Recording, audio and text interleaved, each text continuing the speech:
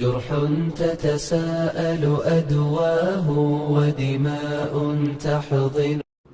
Abdullah ibn Shakhir, may Allah be pleased with him, said that I went to a room when the Prophet was praying ﷺ, and I heard to his chest a noise similar to the noise when you have a pot on fire and it's boiling. So he's crying, sallallahu alaihi wasallam. He's weeping.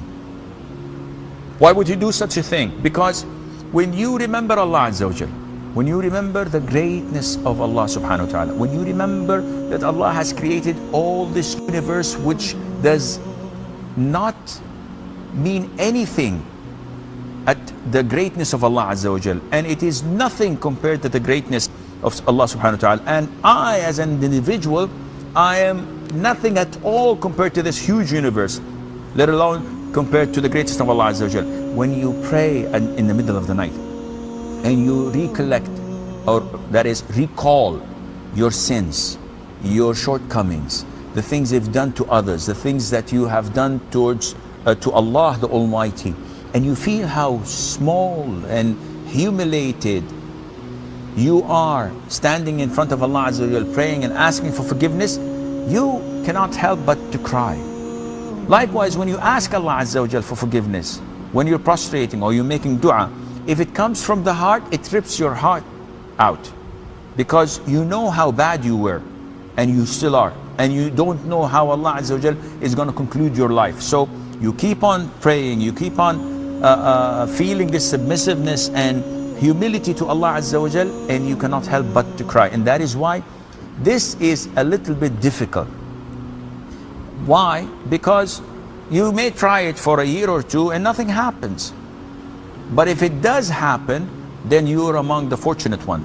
That is why you're encouraged to try and make it happen by faking it for few years, trying to convince yourself that you're crying out of the fear of Allah Azza wa Jal, and then Allah may bless you by making it and transforming it into sincere fear of Allah and crying. So what's the benefit if I cry and a tear falls from my eye? The Prophet said alayhi salatu wasalam, that there are two eyes would not see hell, meaning if my eyes will not see hell, then I would not be admitted to hell altogether, which means that definitely I'll be in paradise.